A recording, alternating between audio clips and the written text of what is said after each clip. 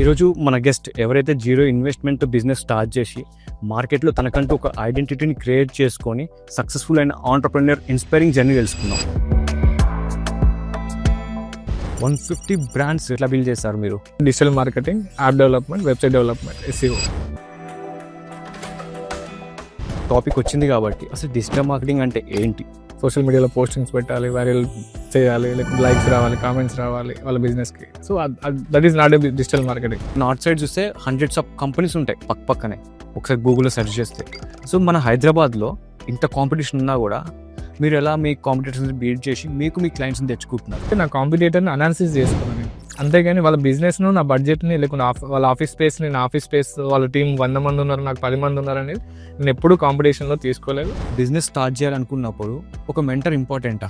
Mentor అనేది డెఫినెట్గా అవసరమే. మెంటర్ లేకపోతే చాలా ప్రాబ్లమ్స్ కాంప్లికేటెడ్ అవుతుంది. భగవద్గీతలో మీకు నచ్చిన ఒక పాయింట్? భగవద్గీతలో చాలా శ్లోకాలు ఉంటాయి, బట్ దాంట్లో నాకు నచ్చింది ఏంటంటే రిజల్ట్ ఎక్స్పెక్ట్ చేయకుండా పని చేయాలి. మీ బిజినెస్ మీద ఏమైనా ఇంపాక్ట్ పడిందా? బేసిక్గా అనేది ఏ బిజినెస్ మీద ఇంపాక్ట్ పడలేదు.